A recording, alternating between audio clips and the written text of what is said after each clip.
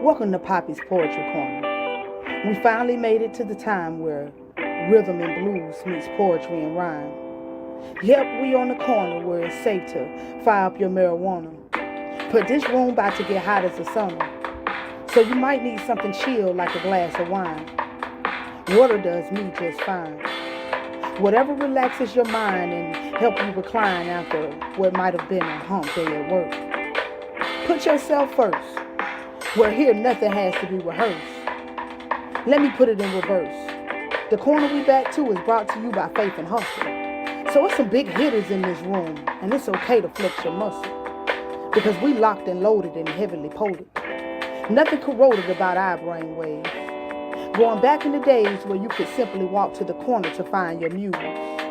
Or peep out the latest groove. We about to let the energy fill the room so it might get a little wet. Or fill you up till you get so high. Because around here, we get praise when your stuff is fire. So let us begin. Welcome to the corner, my friends. I know what they thinking. I'm a woman and I'm black, so I'm just always mad. Neglecting to state the fact that I'm a mother and I'm black, so I got a reason to be mad. Hell yeah, I'm mad. I'm mad because George Floyd's mother birthed him from her womb just to have him ripped away from this world. I'm mad that her son cried for his mama while he was being murdered the same way a baby does when he is being born. I'm mad that even if we crowd around our brother and beg for the murderer to stop murdering our brother, that won't stop the murder. I'm mad that George Floyd was lynched. Knee to his neck, we had to watch that shit. I'm mad that even if you flinch and act like you gonna help your brother, that you too could become their brother. Now this is no different from a lynch party on the plantation. Now the streets of their plantation. Even if they ask for it, my nigga, you better not reach for registration. I'm mad that as a mother, I have to tell my son that monsters don't live under the bed, but they patrol the streets instead. It makes me think to myself, what the hell is different about their eyes that they can't see my son how I see my son? That's why I'm mad. Why?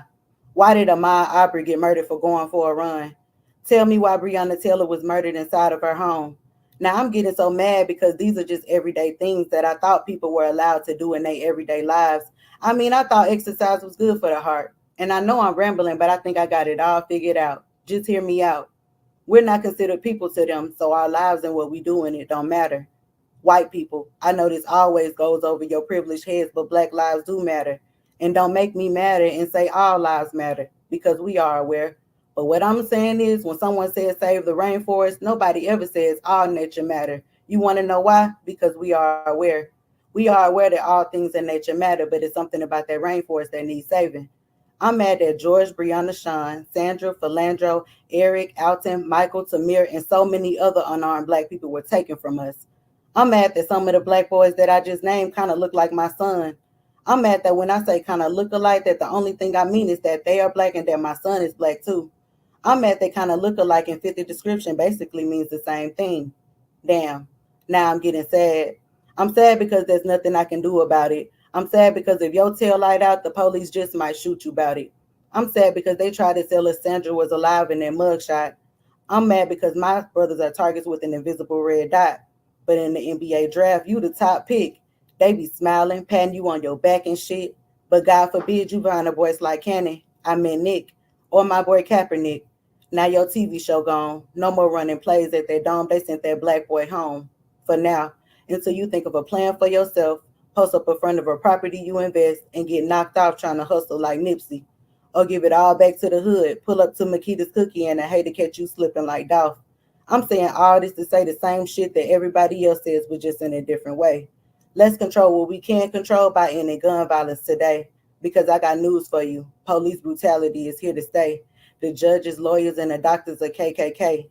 And if they can snap their fingers, the entire black race will be washed away. Let's be better to each other. Black men, I love y'all just like y'all my brothers, but I can tell your mamas never taught you to protect your sisters. And black women, we got to stop fighting each other over shit we overheard in a whisper. None of that shit even matters. If you lose it all today, your day one's gonna scatter. If the police question you, it's so easy to say you won't tattle until the judge look you in your face and say you facing time so long, it sounds like a raffle. I'm no longer speaking to my oppressor. To my black people, our black lives matter. Thank you.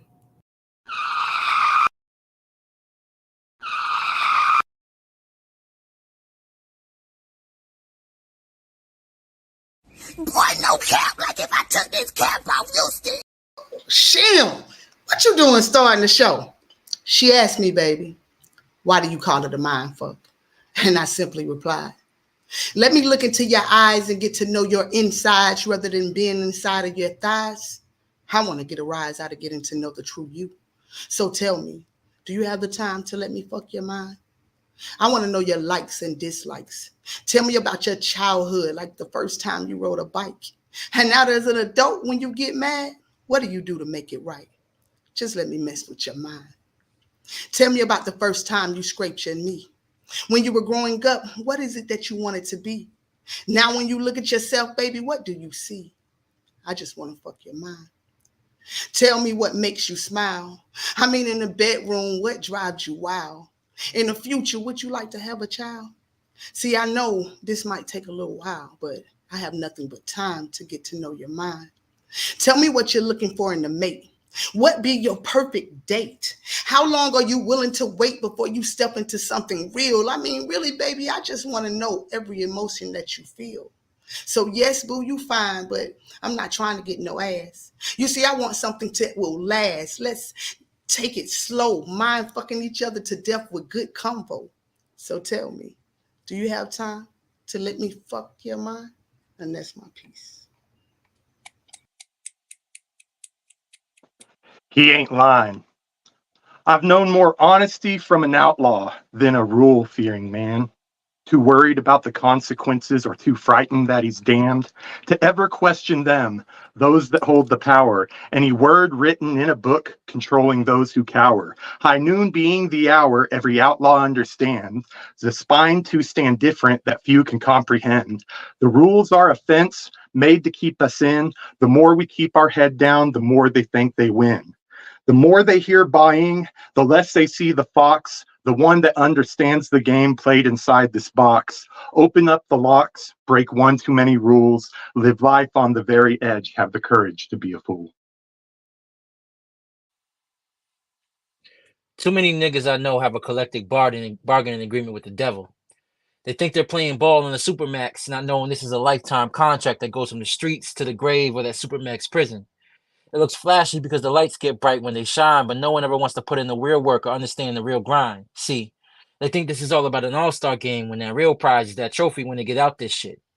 Yeah, too many niggas I know are invested in those millions to the point that they're spending on women and lose out on real riches. Playing on courts, not knowing they court death and bondage bonded by contracts. Switching from nicks to dimes, turning over their lives to a street light that burns brighter than the sun on a hot summer day. Trying to sell ticks to get bucks, not knowing it gets real tough dealing with mavericks, magically, masterfully positioning them like sheep and wolves' clothing, stripping them of their freedom. On top of pistons, stampeding like bulls, burning heatles, raining down hellfire. Now the repetitive sound of thunder turns our young warriors into rogue cavaliers, slashing each other like raptors. For young niggas thinking they get nuggets of the gold by stealing from other kings, only to find out that oppression systemically is turning them into pacers, severing and snipping each other. There were once 7 of us, now minus 6, one stands alone, and we're getting crick. The grip of a hawk digging in the lake hurts is the only feeling we crave. Hawks and pelicans duking it out for relevance, not knowing that someone is gonna hunt them down both for the hell of it. Too many niggas I know have signed their lives away.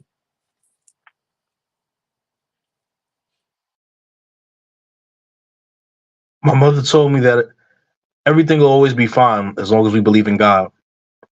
I asked my mother, does God believe in us? I've gone nights without a callback, leaving my heart on her voicemails. This long distance relationship is not for the weak willed. And will she forgive me when I say that I feel single? Sometimes I look outside and feel the deadly sins rubbing on my shoulders, whispering that sweet song that became the national anthem to a sneaky link. No one will ever know. And as I hum and knowing that liars do not tell the truth, and that there are no pockets in the bedroom, so truth gets exposed when we lie naked. Getting caught up in the tricks of up your sleeves as I kiss on the insides where your arms lock. Pussy has me in a chokehold, and the release isn't a call for uncle, is to say it's yours. Giving myself to you, breaking verbal contracts that contradict the Constitution that was made when I gave my faith. We, the people, are faltered. I wonder if God will forgive my murderous gluttony of adulterous lust. I can't stop fucking up.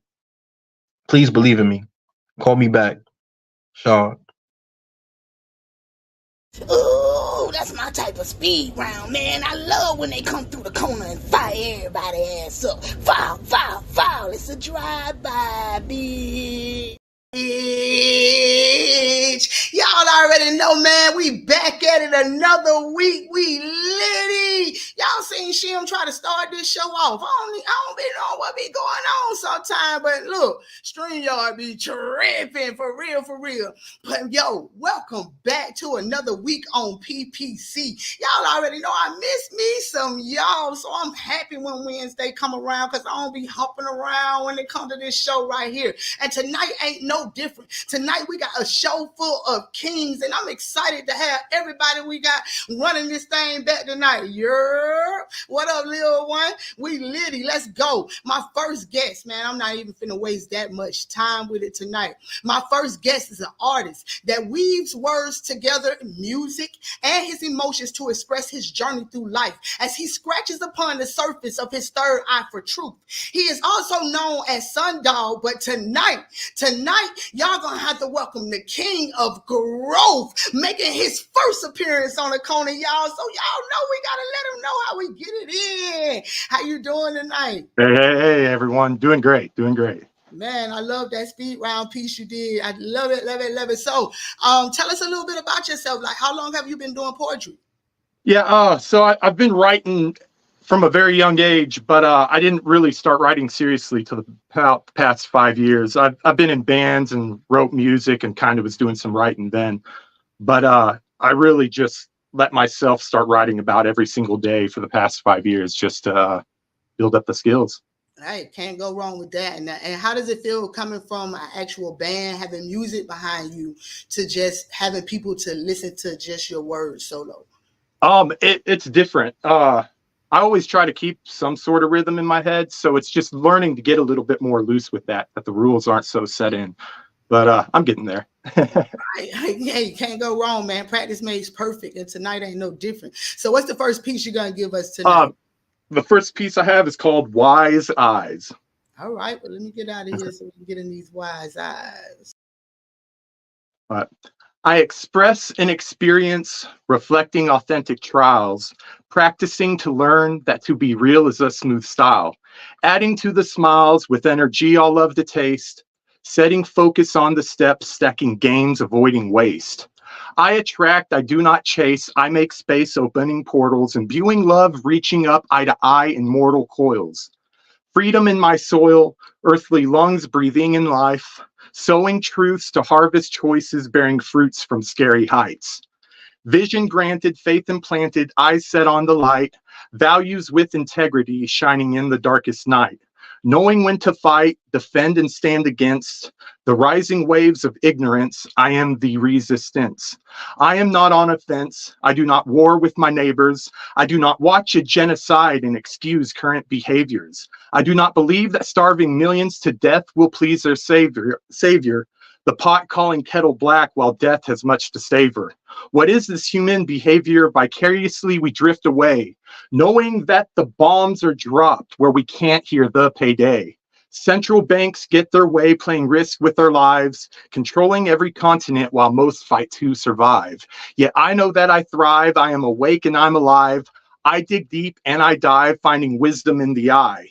In the I and all I am, all I perceive and understand, and all I do with my two hands, the words I speak, ideas I rend. With patience and time I fly, I take the time to respect why, the questions pry and release pain to see the wise and suffering. To see some time, it's hell because men don't want to build present heavens. They'd rather binge on rage and booze, living it up as heartless fools. Money makes the bought and rules of a deadly greedy game. Watch as they dangle cash in hopes the circus entertains. Wishes in the brain instead of gratitude for needs, the ones that were meant, the moments that were seized. I am a tree, bending to the winds, rooted in the lessons learned through all of our indifference. Seeing through differences, finding divine connections, a universe of loving thoughts worthy of projection. Some need protection, many need grace, Forgiveness comes first, setting a stable base. I hope the human race will one day understand we all take responsibility for being a helping hand. Boy, I feel you on that shit. That gave me chills. Ooh, wait. Thanks. Yo, definitely all facts where he was just spitting right there, man. Y'all know I'm gonna bring him back around to see what inspired the piece, but let's get to my next king, man. My next king is definitely one of my partners in crime, meaning we big on supporting each other. If y'all missed it, man, go to my page or his page and tap in. I was just featured in the King's dope ass magazine cover. I mean, but enough about me. Let me get back to him. This king is Afro-Latino, spoken word artist straight from New York, a writer at heart. He spends a lot of his time on his passion of storytelling, especially through one of his favorite outlets, poetry. Writing and performing poetry for over 7 years has taken an unconventional route through spoken word, finding healing and growth through it. Now an author of not one, not two, but 3 books. He focuses on his media company, Lucid Writing, Sorry about that, man. AKA Lucid Voices. But tonight, y'all already know the king is right here with us on the corner. So y'all go ahead and help me welcome Sincerely Donnie. Yo, you need to be on like BT Awards or something like that. The way you hyping us up tonight, man. Listen, I love that. I need to put you That's on a me. mixtape or That'd be something. my mind. Y'all be hyping me up just coming to the corner, but I got to the bottom of that thing and I got a little dry mouth. I was like, excuse me. That thing, I mean, that's good though when your bio got some actual stuff in it. So 3 books. Let's talk about these 3 books. Give us the name of them, where we can find them at. You can find all 3 of my books on Amazon. They're titled Confessions of a Hopeless Creative, The Quarantine Chronicles, and Reflections of a Hopeless Creative. So, all right. So is it 1 and 2? Or are there series? Let's get into it. We want to know. Confessions and Reflections are our series. The Quarantine Chronicles, I was just in the midst of the pandemic and I decided to put together my second book. But yes, Confessions is my first book. It was just me finally stepping into my creative space and actually sharing my art with people. Reflections is me more as an evolved poet and creator. So yeah, like I said, you can find them on Amazon. It's all my poetry works. Actually, I'm gonna spit a piece from Reflections when I get into it. So yeah. So let's talk about it. Are they corner prices? What's the prices like? You got a bundle deal? Like what's going on with them? So you could do, you could do a 2 for 30, you could do a 3 for 50. They're all $20. I'm sorry, That's a not corner 15. price right there, man. Yeah, You can yep. If you can buy a 5, Mhm, you can buy a book and put something up here. I tell people that all the time on the corner. Tonight ain't no different. And he got 3 books. And I can guarantee y'all, I know the pen, them books working. I'm trying. Yep. So, all right. So from stepping from writing books over to actually putting together a magazine that actually spotlights people like myself and other dope ass artists and different people. How does that feel putting on 2 different hats like that? I put it under one umbrella. Like I said, my business is Lucid Writers. It's a writing company. I'm a freelance ghostwriter, freelance writer. I do blog posts, etc. And one thing I always wanted to do was create a community magazine. I've learned a lot of stuff writing for different outlets, and one of my mentors was like, "You should do your own publication." And I was like, "You know what? I do poetry, I do community work, and I'm a journalist. So why not put them all together under one umbrella, under my name, and highlight and spotlight dope poets like yourself, Poppy? You know what I'm saying? And give them another platform for their art and showcasing who they are, So that's what I like to do." Nah, it was definitely an honor, man. And it looks good. For everybody who did not check it, please go to my page or his page. I'm pretty sure he got websites and everything going on, and check it out because it's actually dope. So what's the first piece you're gonna get into for us tonight? All right, this is called To Kill a King. To kill a king is a sin. All right. So let me get up out of here. It is a sin to kill a king. Let me get up out of here. All right. The sweet sound of songbirds used to wake me up in the morning to start my day. Now, I'm tortured by the silence as they are replaced by the eerie night. Misplaced hate and treacherous cats hunt them like livestock to the slaughter.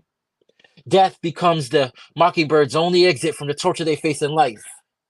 running around hunted by their own oppressors, dining on their flesh alive as they wither away and their songs become cries mixed with blood splattered across the scores of time. See, to kill a mockingbird is a sin. But here I am, stuck in this casa with my amigos, attempting to drown our sorrows in this bottle, thinking intoxication is the only way to quell our raging hearts in this sick game called life. Unhinged in our self-destruction, we pour into empty cups, drowning in misery. Auspicious is what we think we are, yet these fleeting moments of success only last in bursts that die out faster than we expect. Vim is chased with voracity, vehement cries for sanity while we lose vigor each moment of our lives in vicious cycles of destruction, dooming us to fates, staring down barrels leading to early graves, ostracized through hurts, thinking these tequila shots will offset this pain, only for it to expedite my takeoff into losing everything. See, to kill a mockingbird is a sin, and every day innocent black men are murdered out of rage, fear, and actions taken by small wins. Innocence drained as we lose our ability to sing hymns. The sweet sounds we chirp become the screams and cries when we die, running away from this unjust systems. Darkness travels, even those that survive the nights are only targeted, especially when they fight the very constructs and lies that drown our lives. Our ballads are turned up by rhythms to make our own beats. Hidden in plain sight, we have misunderstood giants that have been denied the ability to speak freely, only blinded by the guise of everyone else's interpretation of our light. It's what they see us as that determines how we shine in the nights. So when ghosts step out to burn bright, it's easy to douse their fires because we never thought they'd give us insight. Oh, how demonstrative this game has been! Oh, how we been playing? How they can manipulate sounds to drown out the music we play? But chess is not a life game. Moving parts shift each and every day. A pawn may think he wears a crown, only to be rooked out of his spot by knights, looking to gain by favor by false kings. So here we are, taking pieces out of our world. Oh, how we used to love the way the mockingbirds sing, but their voices became too loud and we suddenly clipped their wings. Especially when they sing songs that awaken us to their plight. Especially when the cats that are loud and live were annoyed by the melodies that serenade their soft soliloquies and monologues to address the wrongs we live in. See, the noble mockingbird's song is only as good as long as it doesn't disturb the master's sleep. So when the chirp's too loud or off tune, the master makes it weep. In public, so other birds learn to stay meek. This is the slow death of those so sweet. Innocence can be stolen at any time, be it by death, or silenced, or broken, by those wishing to keep their pusillanimous patriarchal practices pulsing through punitive pilfering of the intellectual properties of the symphony of the mockingbird that sings for thee. We may butter it up as justice, slap it onto a label and sell it, but no matter what we do, to kill a king is a sin. Sincerely. Man, that shit just blew through here like a lonely $20 bill on the way to a stripper to the pole. In other words, it mattered. Let's go. Oh yeah, boy, that shit definitely mattered because it is a sin to kill a damn king, man. Huh? Look, I don't know why y'all was at it like this here, but my next king was so dope. Y'all was hitting my box up like, yo, when he coming back to P.P.C. So y'all already know I had to rewind that thing. He's a poet, author, writer, and songwriter from Harlem, New York, with over 15 years experience writing and performing his original works nationwide. He has graced stages from Pennsylvania, New York, New Jersey, and he done did viral stages. I'm telling you, virtual, because he on one right now, all the way ATL from Washington, D.C. to Florida. I mean, he has worked with Monroe County, PA chapter of NAACP, and he's regularly booked for public and private events in his hometown. His style of poetry is best described as empowering, provocative, moving, with crowd favorites like Curls in My Bed. Y'all know. Never mind, he did that one last time. I think he was on this thing. It went hard too. An independent woman. He's a self-published book called Pre, and he released that in 2021. Was plans on his second book being released later on this year. So for everybody who wanted that refill, here he is right here. Sean Rodin. Let's go. What's up? Peace. Man, look, they was on my bumper. They was like, wait a minute, where he come from and when he coming back. So, you know, I had to go ahead and get on you like, What's up? You dropping back in there and you was fire. Like, let's do this thing. So let's tell the people where they can find you at again. You can always find me at your auntie's house eating a grilled cheese sandwich. No, I'm playing. You can find me on every social network platform at Shaw Wrote That. Shaw Wrote That. SHAD wrote that. I'm trying to tell y'all it's out there, but that what he told y'all last time. He was at your auntie. He was at the crib, and he was eating up all the groceries too. He was For tearing the sure. groceries up. For sure. Hey, all right. So the book. Let's talk about the book. Just tell us a little bit about it, where it can be found, and if it's corner prices. So pre was a short Zim that I wrote. Zim is like a very very short version of a chapbook. It's usually handed out for free or as a pamphlet that I wrote, and I basically just self published it because I want to go through the process of knowing how to self publish. I always believe before you get into these business deals, you should understand the business that you're in. So I built it from the ground up, just to better understand the process, so I know what I'm paying people for when I'm paying them. Um, if you want it, you could definitely call me, text me.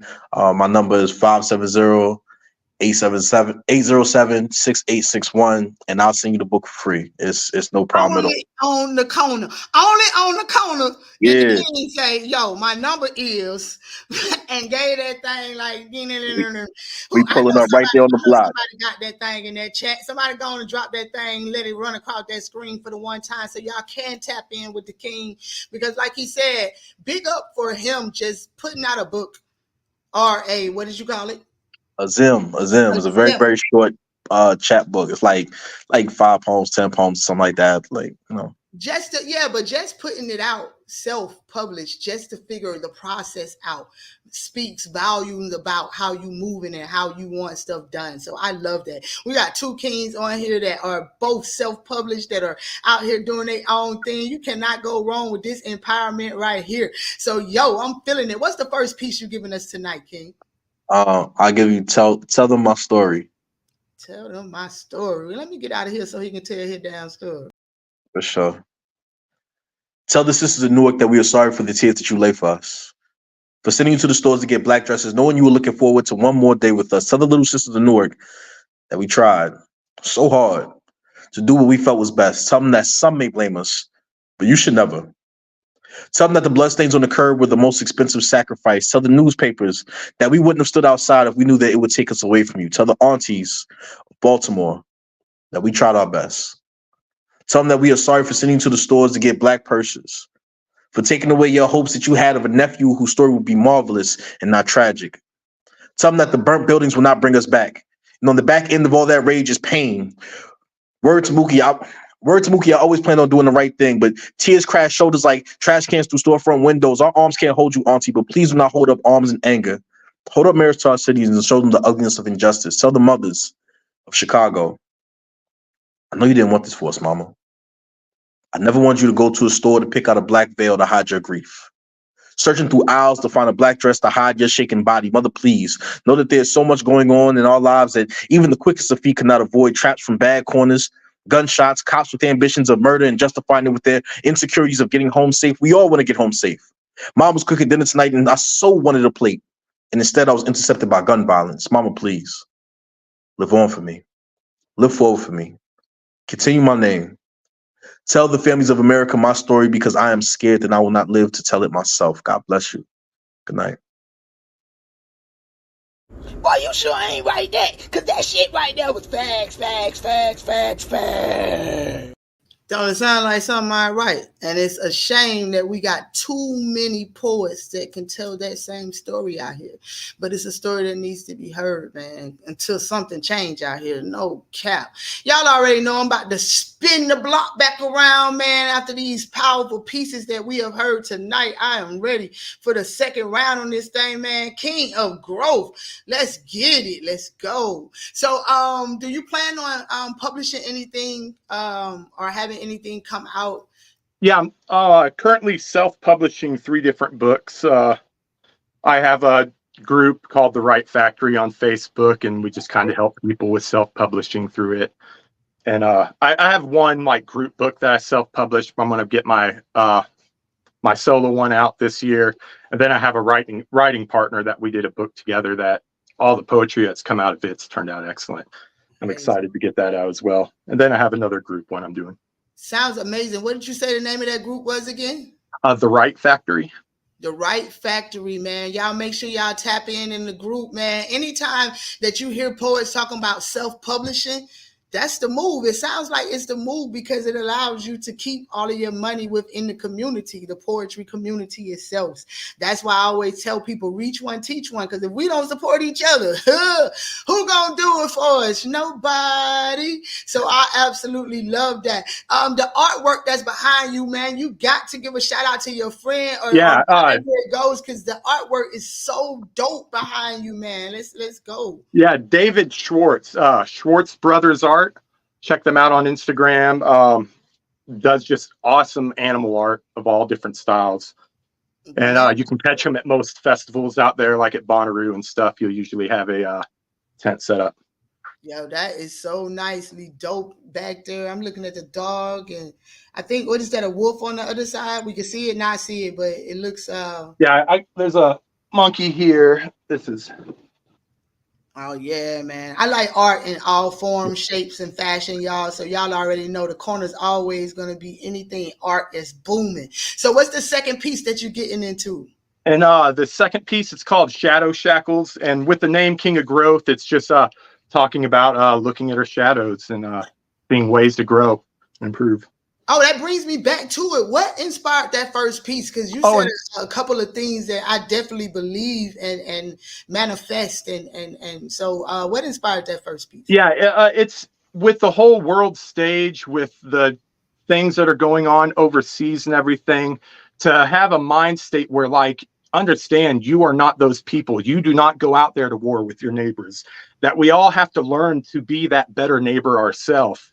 And when we learn to visualize and focus on the things that actually matter in our lives instead of all these distractions out there in the world, that's when we're better able to bring things into our lives that actually have some meaning. You just lift us up and others up in the process. Yeah, you just spoke fact, because now you're walking in your purpose. If you're not distracted, you know what I'm saying, then you're walking in your purpose. So, man, let me get up out of here. That was amazing. Yeah. Shadow shackles. There was always a shadow there, growing from all the issues I didn't repair. Didn't care, didn't commit, didn't pay attention, didn't give a shit. Didn't know what to do. I walked through this life, a clown looking confused. Feeling used with an unbalanced ego, reacting to my subconscious blow.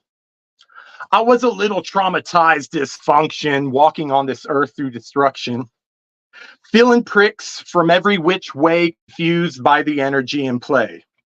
Lost in a maze of cacti and fungus, I found in the suffering a heart among us, a heart humongous, ready for the beat, ready for the truth, ready for release. Shadows I see, hiding very important parts of me. I dive right into that cringe, integrating lessons that once had me unhinged. Shadows I see, neglected avenues that surround me. I look into where the darkness lies to spark a bit of truth before my eyes. Let's take it back to the time before the light, the time that I was lost in the night. It's my dark night of the soul. It's where I lost spiritual control. Out of flow with lessons I should integrate, I found myself tripping over everything I hate. Everything that's fake, everything that's false, unfocused on myself, I was lost. I picked myself back up from the shadows, finding love once again in the gallows.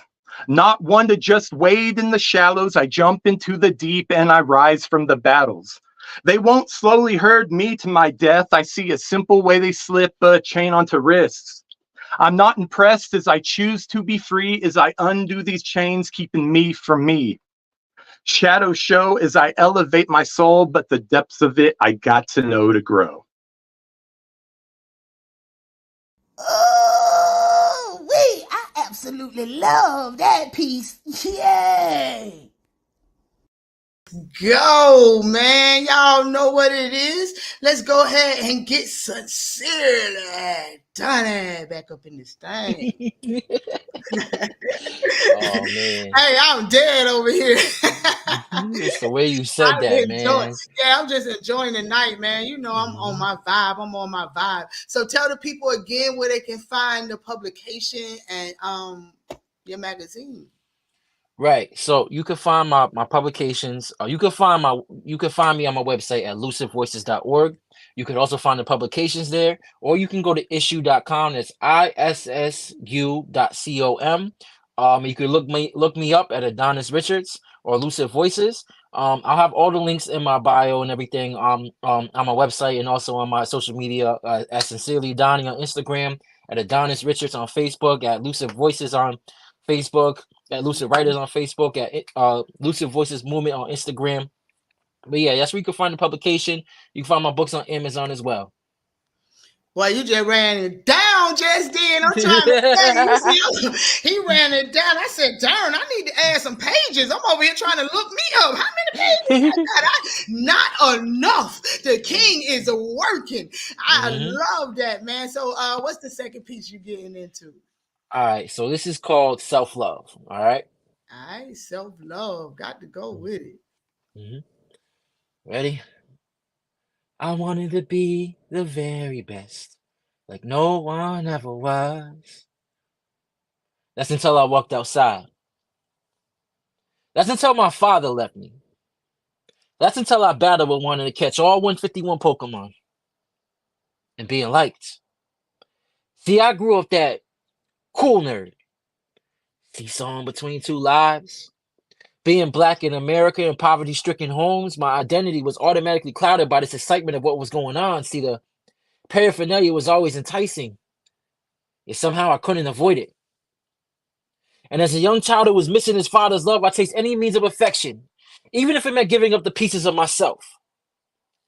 Yet still, my moral compass forced me on a different path, that I fought so much because I wanted to feel that warmth, that feeling of love.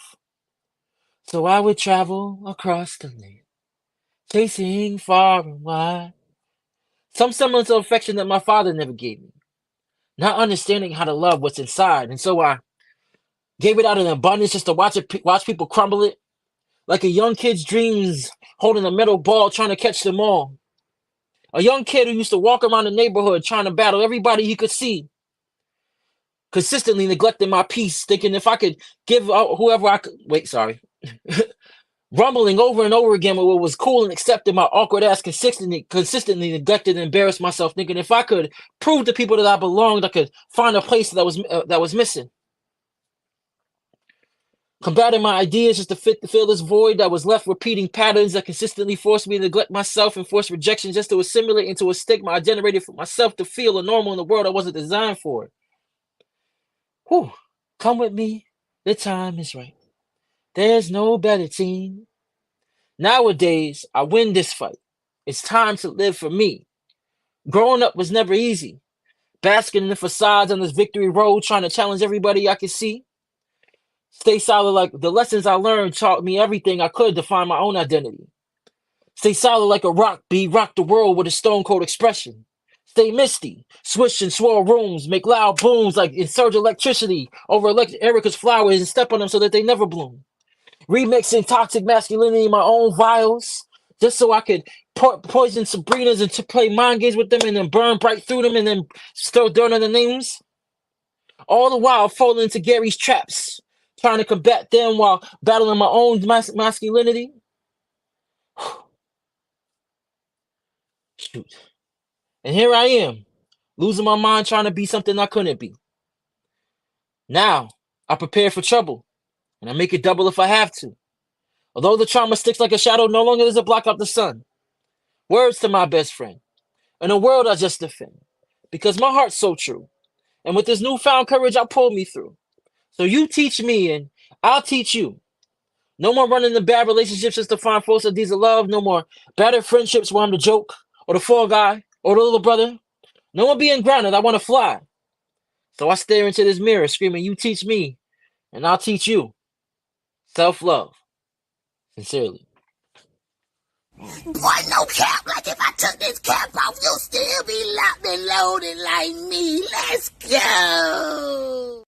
Joe, don't blink that thing down yet. No, sir. So, you already know I had to come back because I didn't get to ask you the questions that I asked the other king. So what inspired the first piece that you did? So it's a combination of y'all remember Takeoff died last year and everything. And if anybody's read the book To Kill a Mockingbird, I equate Takeoff to being a mockingbird. He's very quiet. He was very quiet. He was very talented. You don't really know too much of Takeoff, but you could understand that as black men, we're all mockingbirds. Much like I can't remember the man's name who died in To Kill a Mockingbird right now. It's slipping my mind. But you thought about it like, okay, us as black and brown men, we're mockingbirds. We're very innocent. We're soft. We're sweet. We sing hymns, poems, all that jazz. But yet we're constantly attacked. And I thought of Takeoff. I keep saying it as the mockingbird. And it equated it to us as being black kings, you know. So I said to kill a king is a sin. And I used chess pieces and all that jazz. I used a line about I used Quavo's name in it. If no one noticed it, I used his name in a few lines. And I just try to put that all together with it. So yeah. Okay. So that's where you at with it. So what inspired the second piece, the one that you just did, the Love Yourself piece? So I'm a Pokemon fan at heart. I used to be able to recite. I used to tell everybody all 151 Pokemon in order. But I grew up, like I said, a cool nerd. You know, I was always hanging out with the, quote unquote misfits, the cool guys, all that jazz. But I was always playing Pokemon. I was always that nerd that they would tell, shut up, da da da. But I was always around them. You know what I'm saying? So I fit into two different worlds. And it's just me understanding my identity as a black man and being able to fit in who I want to be and who I am. It's learning myself. And it was like, you teach me and I'll teach you self-love. No more falling into bad relationships just to find false ideas of love. Basking in facades, constantly trying to be something I'm not. In reality, I am who I am, and I'm okay with being who I am. So I find self-love in that. And I love that about it. So thank you so much for hitting us with that knowledge. You already know, man, King, it's been a blessing. So I got a little bit of time, so I guess I better go ahead and spit a piece before I bring Shard back up here and have to talk his ear out. You know what I'm talking about? So let me get to it. I guess I'm gonna do 80s babies. Yeah, because everybody kind of stayed on the Black Power. I love that. Or the self-love or something like that. So if 80s babies is Generation X, then what do you call the next and why are they so lost? Influenced by fast cars and trap stars, but these is what they call real jiggers. Only because the money comes fast. But it's always a money trail, whether it ends up in hell or out on bail or hell. You already know where I'm going with this. It's always a money trail. But well, dang, did I just mess that piece up? I think I did. Let me rewind that. If 80s babies are Generation X, then what do you call the next and why are they so lost? Influenced by fast cars and trap stars, but these is what they call real jiggers. Only because the money comes fast. But it's always a money trail, whether it ends up in jail, hell, or hell out on bail. But these is what they call real jiggers. Same one on the corner like, smoke some. The DA got him and my man's talking up some. Hell, he'll tell on his mama if it get him less time. But that's what y'all call a jigger on his grind. I say when you in the gutter, you bound to find all kind of rats. Hood rats and jiggers who chit-chat too much but won't bust a grape at a fruit stand. But because he walked the walk and talked the talk, see, y'all people will think he's the man. You see, I know my left don't know no right unless it's right down to the biz. I try to tell the kids to be more than just that jigger. I mean, go after bigger, legit figures. See, I know y'all saying I can't work no 9 to 5, see, because our minds are set up for disaster. Because we want the money faster than we can afford to make it. But then we get mad when them same people try to come and take it. So I say, be true to yourself, whether a black king or queen. Stop falling for that dead man schemes or that white man dreams, or you too will become that jigger. Phew, I don't believe I messed that little piece up. I had to run that thing back, man. Let me go on and bring Shad on back up here. Let's go. Yo, King. What's up? Man, look at here. I had CRS. I was talking my junk and then forgot the next line that came with that thing. Ain't about something. You know what I'm talking about? So with all the years that you've actually, what was it, over 15 years you've been doing this? Yeah, easily. So with over 15 years under your belt, what is the advice that you would give to somebody new like myself that's out here trying to make their name? New in performing, new in writing. Just want to be specific. I mean, all around. Give us one for one. Okay. Find your base of like what's you and what you really like to kick, because these poems are conversation pieces. These are icebreakers. These are introductions. These are business cards. So this is what people are going to look at you and talk to you about, and further on from there. Also, find what's the win for you. Um, some poets love the stage. They Mm-hmm. love lights. They love the scene of what it is. So you find out whether you want to do a lot of shows, you want to step on a lot of stages, and how big you want to go with that. Some poets just aren't very much for the stage, but they have an incredible pen, and they write books. And find that, and find what's the winning for there. Some poets are slam poets. So basically, find your niche, because some poets are just poets, and some poets are spoken word artists, right? Exactly, and find what's the win for you in that, because there's ways to win in every level. You can write books, you can write for newspapers, you can write to contests, you can perform in slams, you can book shows. We've never seen a poet sell out a major stadium. You could be the Kevin Hart of this. Like, you could be as big as you want to take it, but find what's the win for you. They put the Grammys has a new category for poetry. You could be the next poet out here with a Grammy. Shout out to Jay Ivy. So, find what's the win for you and how far you want to take it. And make sure it's you. Cause like I said, what you write and what you do, these are conversation pieces. And this is what people are going to talk to you about. So don't write sad poems if you don't want to have sad conversations. Facts. And try to, I mean, for me, what I try to do is try to make my pen like all around a little bit. You know Yeah. what I'm saying? Like, not one dimensional, so that I can touch bases and have different types of conversations. Because I might want to have a sad conversation one day. You know what I mean? Have that sad piece. It's all full spectrum. So, definitely write about everything, and perform everything and talk about everything and all that. I would just tell somebody like, man, if you wrote a sad poem and all you do is performing that sad poem, you're gonna get a lot of sad conversation. Like, you're gonna be the Mary J. Blige of this. Like, they just gonna keep coming to you, talk about breakup songs and all. Like, Big if facts. you're happy, write that club joint, write that happy joint, man. Right. Big facts on that. So the second book that you're coming out with, give us a little idea. I know you already working on it because you said the end of the year. So can we get a little, shading? The second poem the second book that I'm writing is called Poetic. Poet. I drink a lot of champagne. Poet, like poet. So poet, like Moet, the champagne poet. Drake really made me mad when he dropped that song Champagne Poetry, because that was actually going to be the name of my book. Nah, okay, yeah, I would have switched up too, because they not like us. Yeah, they not like us. Shout out to Drake. Yeah, he got them. So I came up with Poet, and Poet is basically a poetic narrative about me celebrating my wins and going through this great time of success in my life, but also in the midst of that, I wound up finding myself in kind of like a love story. I think everybody will enjoy it. It's a slew of poems. It's not long. I think it's like 15 poems, 20 poems, something like that. Just to keep everybody's attention. But I think everybody will enjoy it. And please, while you're enjoying the book, drink some champagne, celebrate life, enjoy yourself. Poet, man, you got to poet and poet, because he be poet.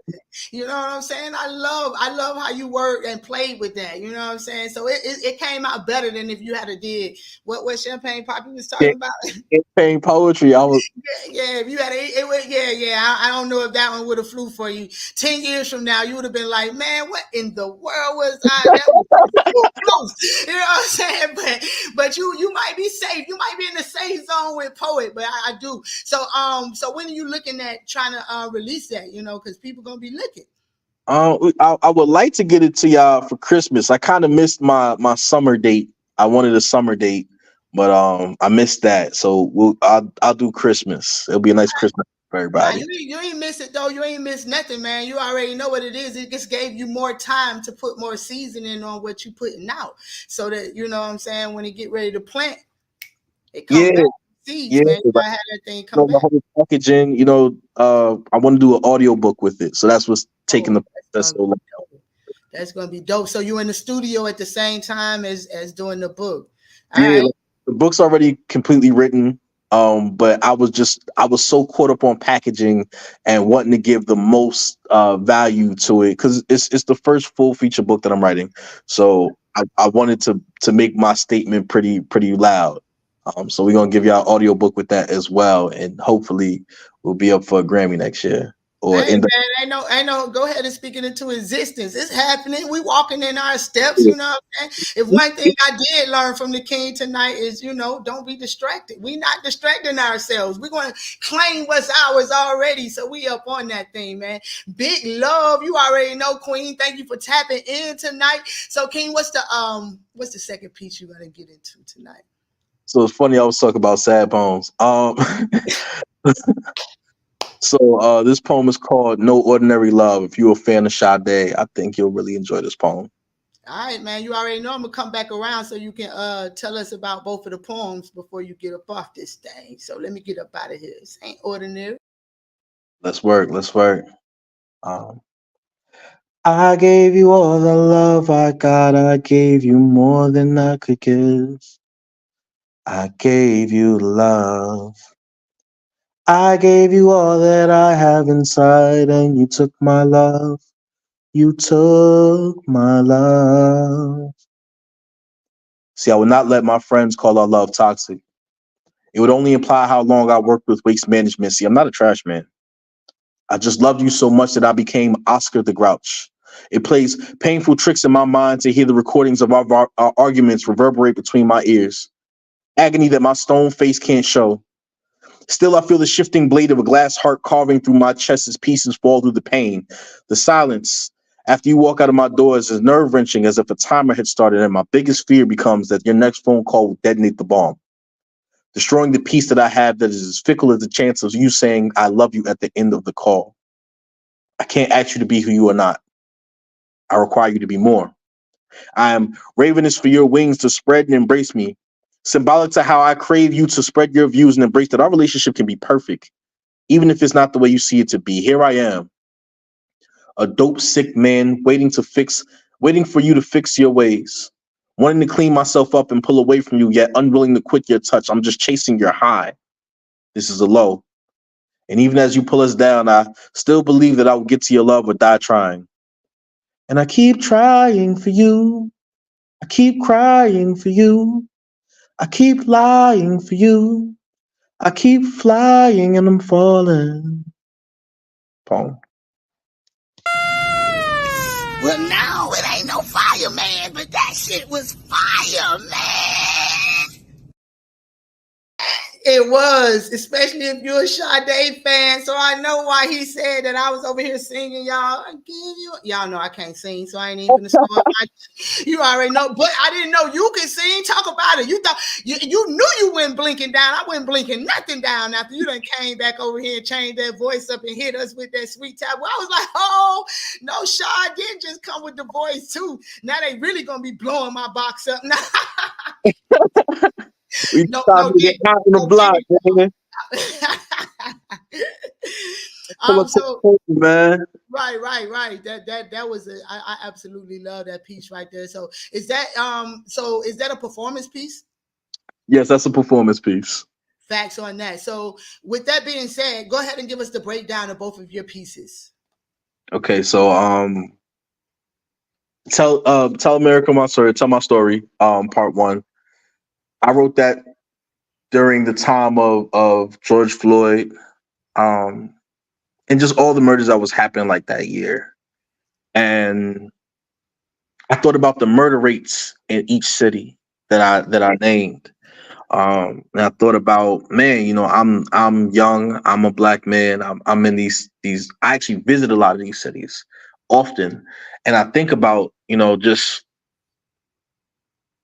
I thought about how he caught off with his mother, and I thought about the other side of it that isn't ever going to be broadcasted or spoken about. But that man comes from a family, and that man comes from a family that loves him and cares about him. And when somebody passes away in a family, there's a void that is now in that family. Um, and I thought about if those men had a last moment to tell their family, their loved ones, one last message, what would it be? Um, so that's where the basis of that poem comes from.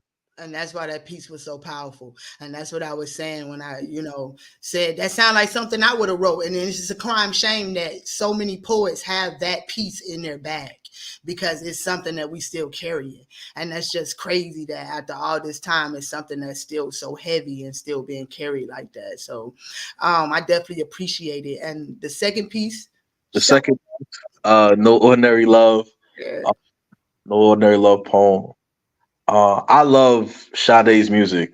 I grew up on Sade's music. Sade was played every Saturday in my house growing up as we cleaned the house. Like that's how you woke up and knew you had to clean the house because you heard Sade or you heard Mary J. Blige playing or Whitney Houston. Um, if you heard the Wait and Exhale soundtrack playing, you knew you had to clean the house. So He said, "Y'all deep rooting. They deep cleaning around there when they the waiting that hell on. They floorboarding, doing floorboard stairs. It's going down." you were one of those mothers, you grew up you grew up at that type of time, like you knew that was the cleaning. So now that I'm older and I listen to these songs and I'm a poet and writer, so I'm very, very focused on lyrics. And I thought about different love stories that I've heard through friends. That one isn't really based on my experience, but it's just different love stories that I heard through friends. Where everybody's telling the friend, hey, leave her.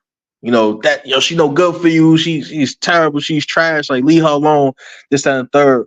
But what isn't accounted for, and I thought about this, is why a person stays.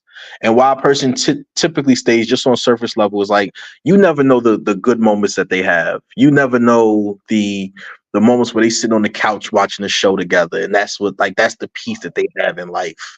And I related that to just the things that happen in Sade's life and like the stories and stuff like that. So like, relating it to a drug addict, just different little things that I pull from. Because love can be like that. For anybody who's truly had love, you don't know to have you out there doing things you didn't think you would do for love, about love, and behind love, for real, for real. So I definitely understood the piece. That was a strong piece. And the story was a good story, whether it was yours or not. That again, both of your pieces are so relatable to what's going on in life right now. That's what makes that pen go so hard, is because people can relate to what you have going on. So thank you so much for everything. Again, tell people where they can find Pre at before we get up out of here, because I'm ending a little bit early tonight in North Carolina, calling my name, baby. I feel you, my dog. If you want Pre, you can call me or text me at 570-807-6861. I will text you or email you the book in PDF form for free. You can just have it. Please have it. It's my gift to anybody who listen. I appreciate it. I'm thankful for it. So please call me, text me, beat me, whatever can possibly say. Or All that. Go ahead and send me my copy. Now, let me go and put that on out there. All right. Yeah. Let me go ahead and end this thing on proper. Like, thank all y'all for coming through, man. Y'all already know what the saying is. Make sure you wake up with gratitude so you shows in your attitude so you can reach those major altitudes. And I'm out because the fool got to get some sleep. I'm excited. Let's go. Yeah, man, so we made it to the end of another tremendously dope show. Y'all already know Key-notez gonna be thanking y'all tomorrow with her little foo-foo praise dance. Y'all know that's what she praised everybody for tapping on in. You know, I go to church too. Like, hey, man, we made it through another show, man, and I like to thank my damn self for being the host with the most, the mother sucker that I am. Yeah, you heard it, I was a bad mother sucker, and I'm out.